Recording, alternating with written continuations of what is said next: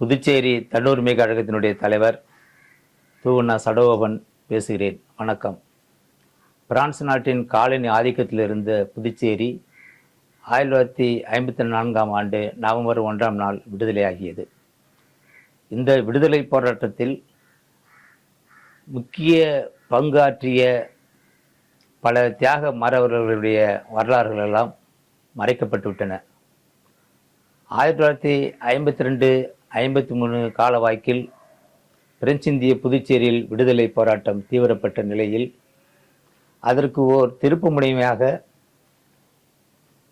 திருபுவனை கொம்யூனில் அமைந்துள்ள அப்பொழுது பழைய பெயரான திருபுவனை கொம்யூனில் கலிதத்தார் குப்பம் நாராயணசாமி கவுண்டர் அவர்களுடைய தியாக வாழ்க்கை என்பது ஒரு பெரிய வரலாறு படைத்த போராட்ட வரலாறாகும்.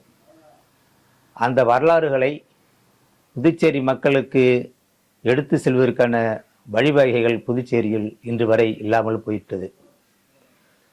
சுருக்கமாக அவருடைய வரலாறை பார்ப்பதற்கு முன் அவர் எப்படிப்பட்டவர் என்பதனை நான் பதிவு செய்ய விரும்புகிறேன். 1920ஆம் ஆண்டு நவம்பர் மாதம் 25ஆம் நாள் குருவப்ப நாயக்கன் பாளையத்தில் நாராயணசாமி பிறந்தார். அவருடைய தந்தை பெயர் சங்கர கவுண்டர், தாயார் பெயர் கிளியம்மாள் என்கிற தனப்பாக்கியம்.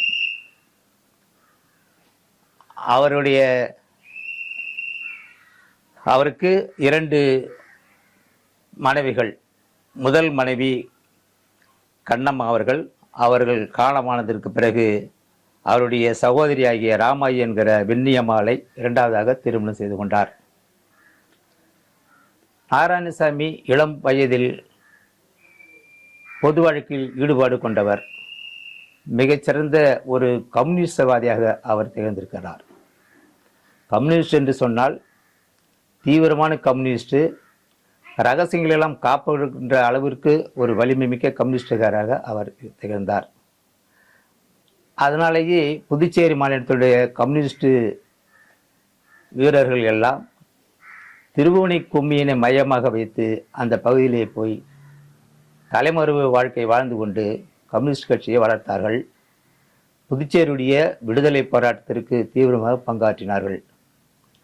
அதிலே நாராயணசாமி அவருக்கு வயது 24-25 இருக்கின்ற பொழுது கம்யூனிஸ்டினுடைய தொடர்படை அமைத்து பிரெஞ்சு இந்தியாவிலிருந்து புதுச்சேரியினுடைய பிரெஞ்சு இந்திய ஆட்சியிலிருந்து திருபுவனை கொம்யூனை முதலில் விடுவிக்க வேண்டும் என்பதற்காக கம்யூனிஸ்ட் கட்சியினுடைய தலைவர் சுப்பையா அவர்களுடைய வழிகாட்டுதலின் பேரில் தன்னுடைய போராட்டத்தை தொடங்குகிறார். கிட்டத்தட்ட 100-150 பேர்களுடைய இளைஞர் பட்டாளத்தை வைத்துக்கொண்டு தொடர்படை உருவாக்கி சீருடைகள் அணிந்து ஒரு இராணுவ பயிற்சி முகாமாக அங்கு நடத்தியிருக்கின்றார்கள். சுப்பையா அவர்கள் நேருவிடம் சென்று ஒரு முறை புதுச்சேரியுடைய விடுதலைக்கு இராணுவ பயிற்சி தேவைப்படுகிறது, அதற்காக எனக்கு ஒரு பயிற்சியாளரை அனுப்ப வேண்டும் என்று கேட்டுக்கொண்டிருக்கிறாங்க. நேரு அவர்கள் ஓய்வு பெற்ற ஜெனரல் ஜெயபால் சிங் என்பவரை திருபுவனைக்கு அனுப்புகிறார்.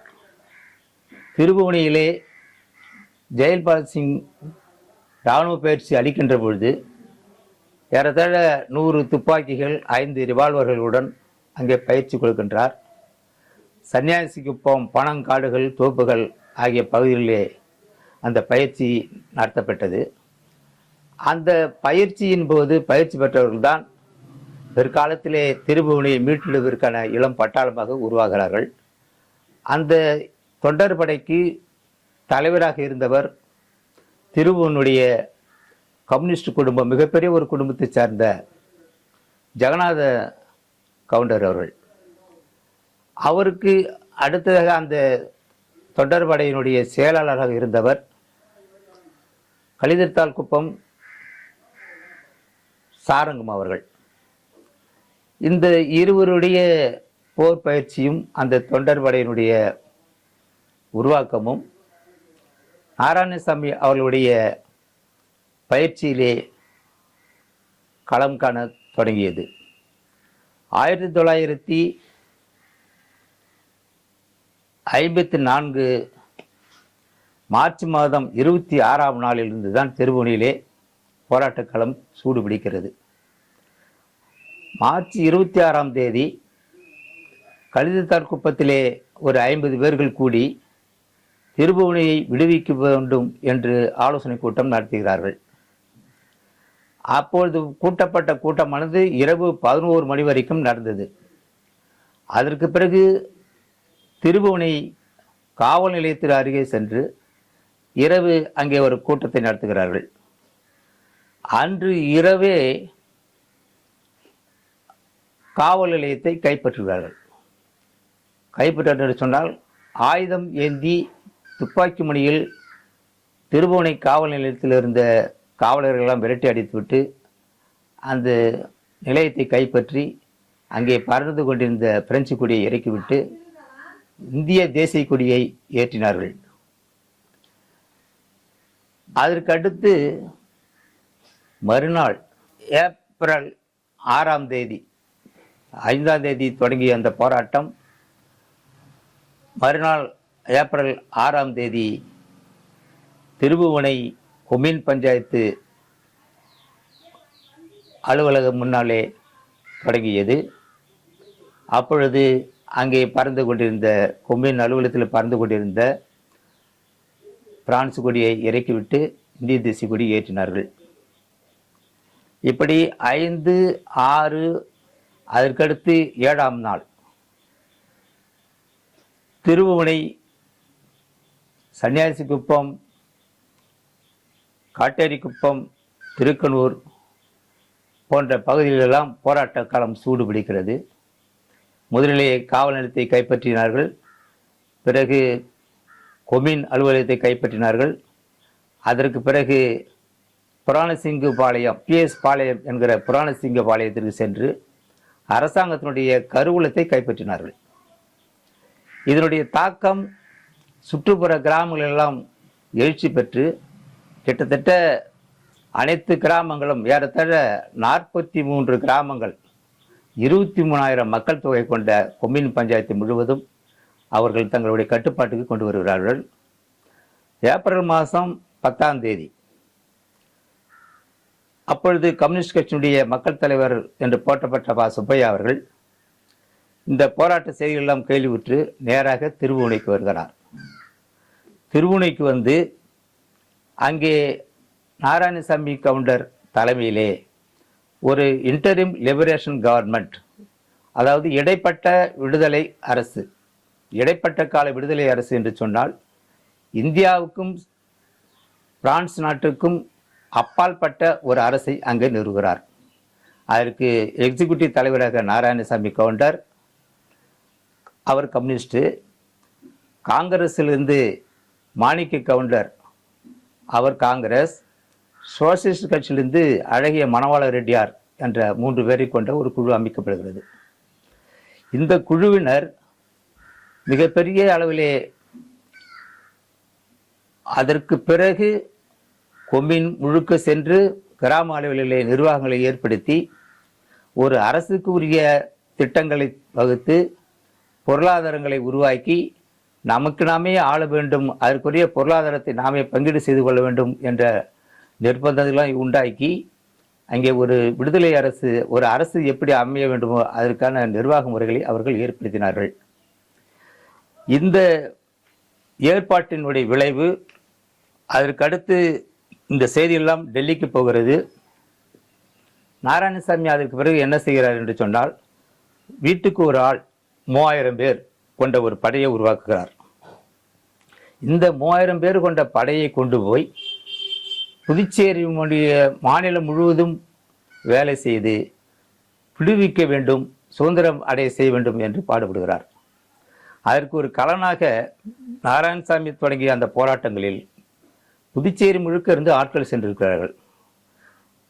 அரியாங்குப்பம், முதலியார்பேட்டை, தேங்காய்த்திட்டு போன்ற பகுதியிலிருந்தெல்லாம் எல்லோரும் அந்த ஜெயபால் சிங்கிடம் பயிற்சி பெற்ற வீரர்கள், அவர்கள் அனைவருமே அங்கு சென்று போராடுவதற்கு தயாராகிவிட்டார்கள். இந்த நிலை டெல்லியினுடைய பிரதமர் ஜவஹர்லால் நேருக்கு சென்றதும் உடனே அங்கு ஒரு கம்யூனிஸ்ட் கட்சியினுடைய ஆட்சி உருவாகிறது. உடனே அதை தடைபெறுவதற்கு என்னென்ன செய்ய வேண்டுமோ அத்தனை யுத்தியிலும் அவர் கையாளுகிறார். அதற்கு உடனடியாக தமிழகத்தினுடைய முதலமைச்சராக காமராஜர் அந்த நேரத்தில் வந்து விட்டார். எனவே தமிழகத்தினுடைய முதலமைச்சர் காமராஜர் அவர்கள் தன்னுடைய காவல்துறையையும் இந்திய இராணுவத்தினுடைய படையையும் துணைப்படையையும் திருபுவனை பகுதியிலே நிறுத்தி அந்த அரசுக்கு நெருக்கடி கொடுக்கிறார்கள்.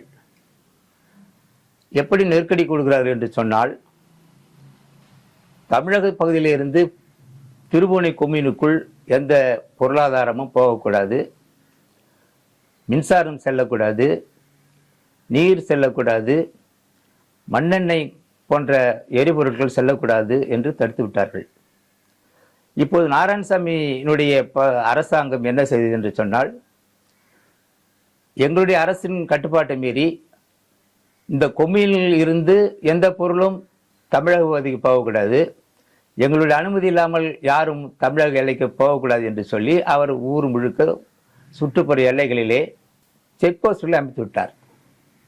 இதற்கெல்லாம் நிறைய ஆதாரங்கள் இருக்கின்றன. அப்பொழுது வேலை செய்து கொண்டிருந்த காவல் ஆய்வாளர்கள் எல்லாம் தன்னுடைய குறிப்பிலே பிறகு எழுதுகிறார்கள் இந்த செய்தியெல்லாம்.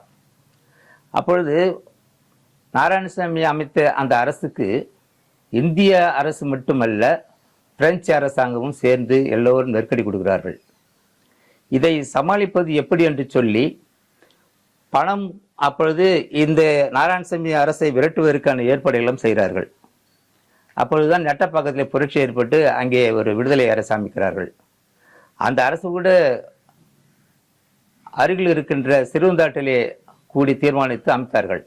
ஆனால் திருபுவனை அரசு என்பது மட்டும்தான் அந்த எல்லைக்கு உட்பட்ட பகுதியிலேயே இருந்து தொடங்கி புரட்சி செய்து ஆரம்பித்தார்கள்.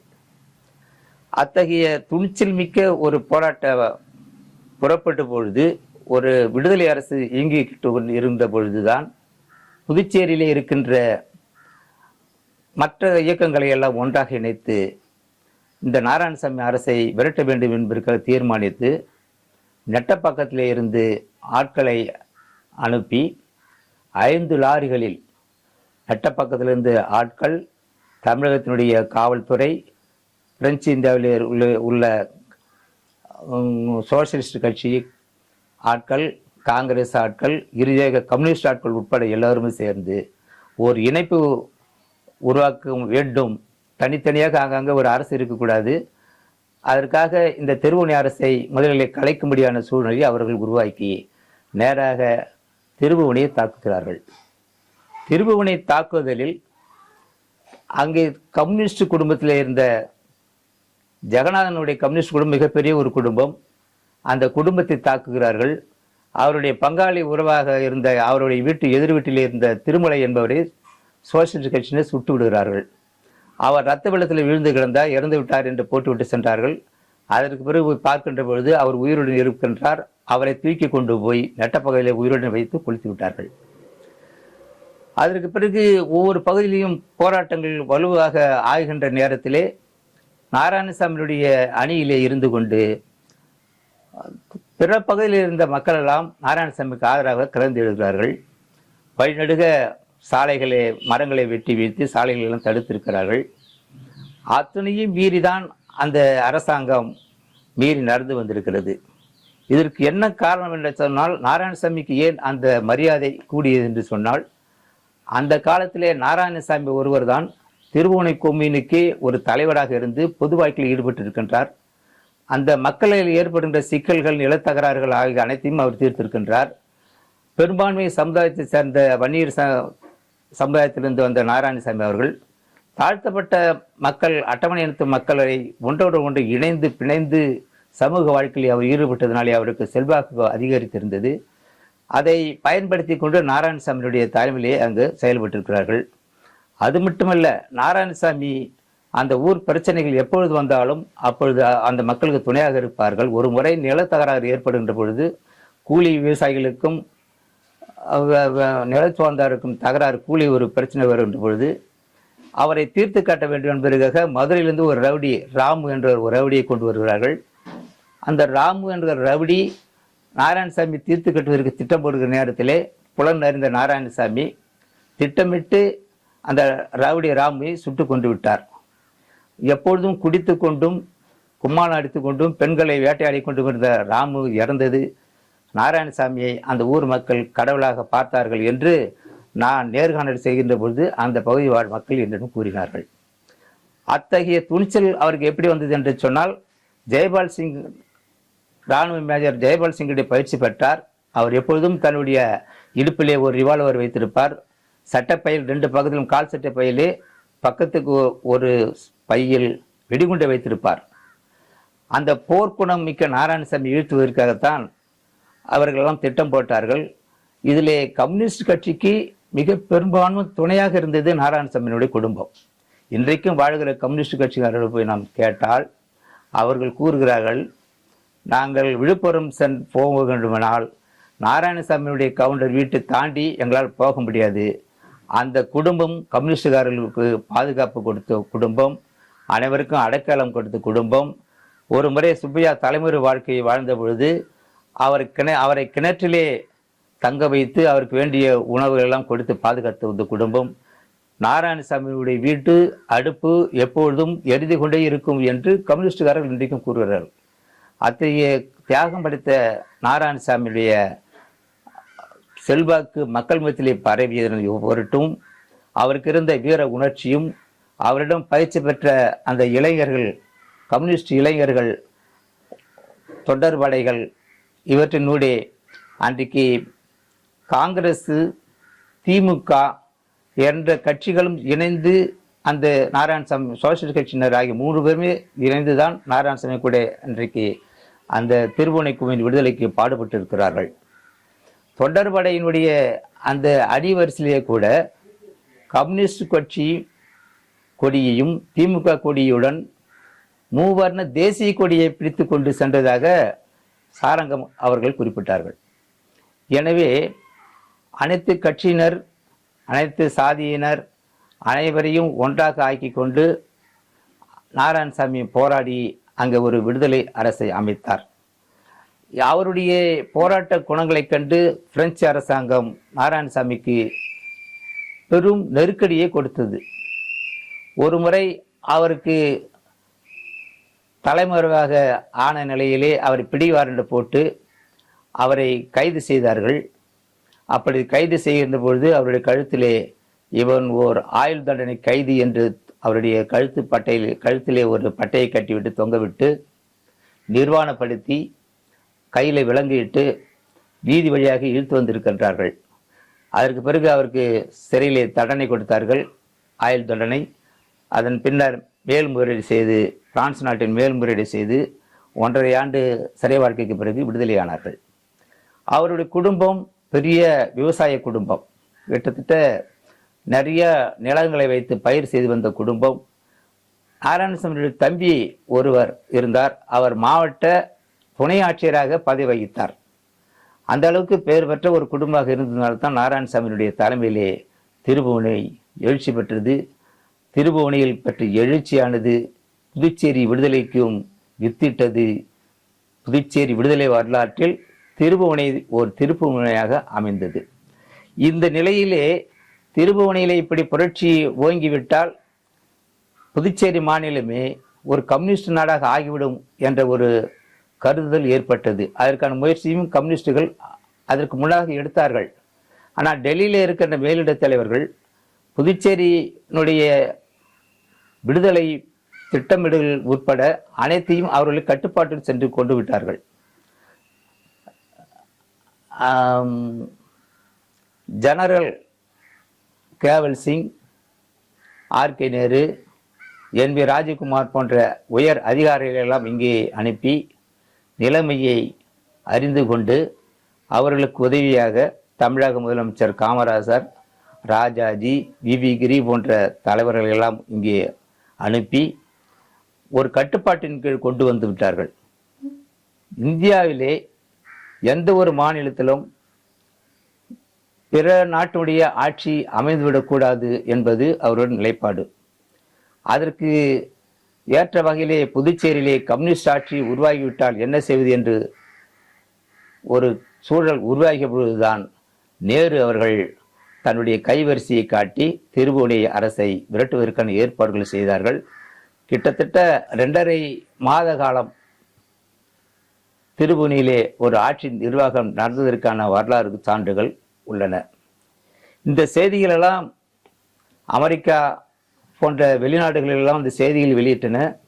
ஆனால் புதுச்சேரியிலே இந்த செய்திகள் மறைக்கப்பட்டு விட்டன. வரலாற்றாளர்கள் எழுதுகின்ற பொழுது கூட ஒரு வரியில் திருபுவனை புரட்சி என்று ஒரு வரியில் சொல்லுவார்கள், திருபுவனை கொம்பின் அமைந்தது என்று சொல்வார்கள். என்ன என்று சொன்னால், திருபுவனையில் அமைந்த அந்த இடைப்பட்ட இன்டரிம் லிபரேஷன் கவர்மெண்ட் என்பது மட்டுமே பிரெஞ்சினுடைய வரலாற்றில் தனி ஒரு அரசாங்கம், பிரெஞ்சு அரசாங்கத்துக்கும் கட்டுப்படாமல் இந்திய அரசுக்கும் கட்டுப்படாத ஒரு அரசாங்கம் திருபுவனை கொம்யூனில் அமைந்து இருந்தது என்று வரலாற்று குறிப்பு கூறுகிறது. எனவேதான் புதுச்சேரி விடுதலை பெற்று இந்தியாவுடன் இணைக்கப்பட்ட பொழுது திருபுவனை கொம்யூன் மட்டும் அந்த வரலாற்றிலே இணைக்கப்படவில்லை. அதற்கு அடிப்படை காரணம், இவருடைய அதிகாரத்திலே திருபுவனை இல்லை, பிரெஞ்சு நாட்டாருடைய அதிகாரத்தில் திருபுவனை இல்லை. அதற்கு பிறகுதான் திருபுவனை கொம்யூன் என்ற பெயரை விடுதலை பெற்ற பிறகு மண்ணாடிப்பட்டு கொம்யூன் என்ற ஒரு நிலைக்கு மாற்றுகிறார்கள். ஆகவே இத்துணை சிறப்புமிக்க இந்த திருபுவனை கொம்யூனுடைய வரலாறு ஏன் மறைக்கப்பட்டது என்பதற்கு ஒரு பெரும் பின்னணி என்னவென்று சொன்னால், மண்ணின் மைந்தராக உள்ளவர்கள் ஆட்சியில் அமர்ந்து விடக்கூடாது, அதுவும் பெரும்பான்மை சமுதாயத்தை சேர்ந்தவர்கள் தலைமையேற்று அந்த ஆட்சி அதிகாரத்தில் அமரக்கூடாது என்பதற்கான உள் வேலைகளை எல்லாம் அப்போது இருந்த ஆட்சியாளர்கள், அதிகாரம் படைத்தவர்கள், சுற்றிலும் இருந்த பெருந்தனவந்தர்கள், தமிழகத்தை சார்ந்தவர்கள் எல்லாம் தலையிட்டு இதை அடக்கினார்கள். அவர்கள் நினைத்தபடியே பிரெஞ்சு இந்தியா புதுச்சேரி விடுதலையானது. விடுதலையானதுமே அன்றைக்கிருந்த மண்ணின் மைந்தர்கள், முன் வரிசையில் இருந்த போராடிய தலைவர்கள் எல்லாம் மறைக்கப்பட்டு விட்டார்கள். இணைப்பு காங்கிரஸ் என்ற பெயரிலே செல்லாநாயக்கர் நடத்திய அந்த காங்கிரஸ் கட்சி இருக்கிற இடம் தெரியாமல் போனது. அவருடைய வாழ்க்கையும் எங்கே என்று தெரியவில்லை. நாராயணசாமி அமைத்த அந்த அரசாங்கத்திலே கம்யூனிஸ்ட், காங்கிரஸ், சோசியலிஸ்ட் கட்சி, இந்த 3 கட்சியும் தான் சேர்ந்து அங்கே கூட்டாக ஆட்சி அமைத்தார்கள். ஆனால் கம்யூனிஸ்ட் ஆட்சி என்று ஒரு முத்திரை குத்தப்பட்டு அந்த கம்யூனிஸ்ட் ஆட்சி புதுச்சேரிக்குள் வரக்கூடாது என்பதாகத்தான் ஒரு வரலாற்றை மாற்றி திரித்து எழுதிவிட்டார்கள். இதனுடைய விளைவு புதுச்சேரி மண்ணின் மைந்தருக்குரிய உரிமைகளை இழப்பதற்கான ஒரு சூழல் அங்கே தொடங்கியது. அதுவே பிற்காலத்தில் நினைத்தும் போயிற்றது. இன்றைக்கு இத்தகைய தியாகமறவர் கம்யூனிஸ்ட் கட்சியினுடைய ரகசியங்களை காப்பாற்றி ஏன் இவ்வளவு ஆதாரங்கள் எல்லாம் கிடைக்காமல் போனதற்கு இன்னொரு காரணம், நாராயணசாமி அவர்கள் கம்யூனிஸ்ட் கட்சியுடைய ரகசியங்களை காப்பதிலே வல்லவர்.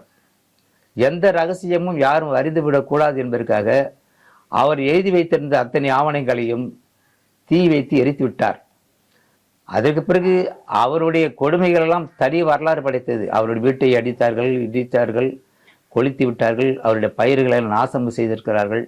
இவ்வளவு தியாகங்களையும் படைத்த நாராயணசாமி கடைசி காலத்திலே ரொம்ப வருமானமின்றி துயரப்பட்ட ஒரு வாழ்க்கையை தான் வாழ்ந்து கொண்டிருக்கிறார்கள்.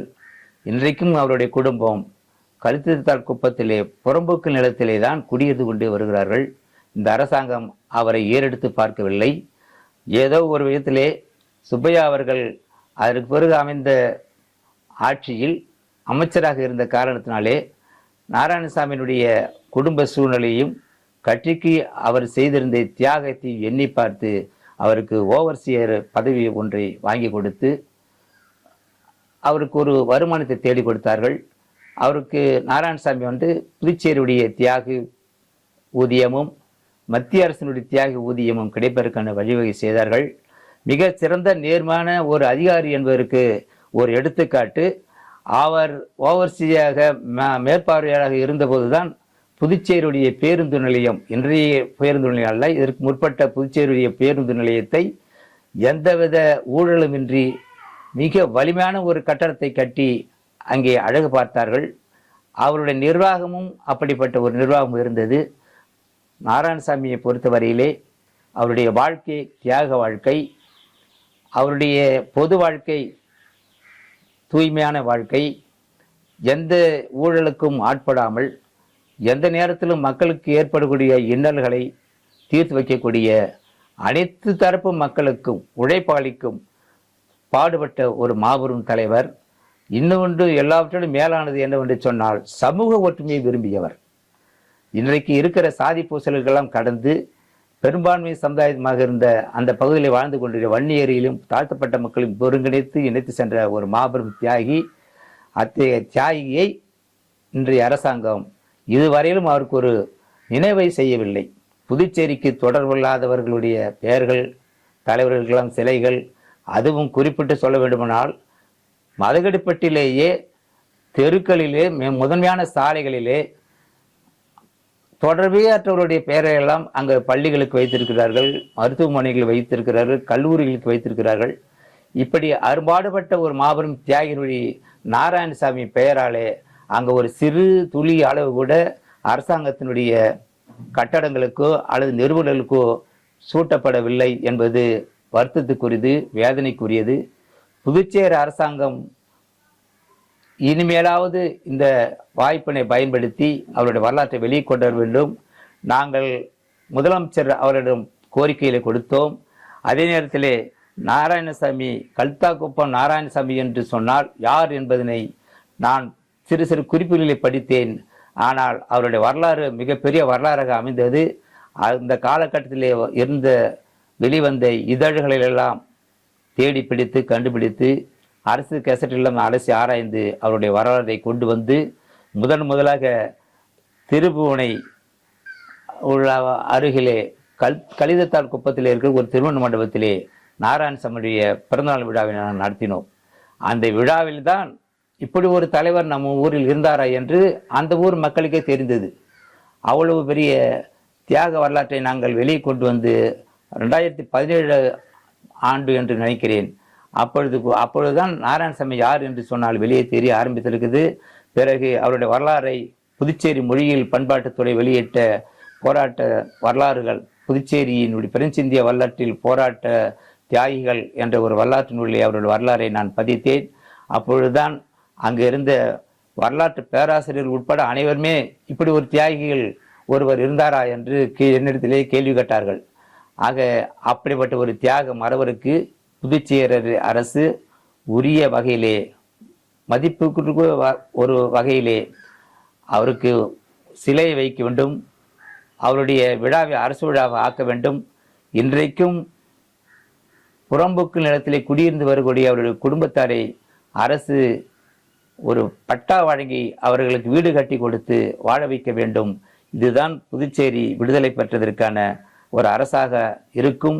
அந்த கைமாறினை புதுச்சேரி அரசு செய்ய வேண்டும் என்று வேண்டி விரும்பி கேட்டுக்கொண்டு வாழ்க நாராயணசாமி, தியாகி நாராயணசாமி அவர்களுடைய புகழ் என்று கூறி முடிக்கிறேன். நன்றி, வணக்கம்.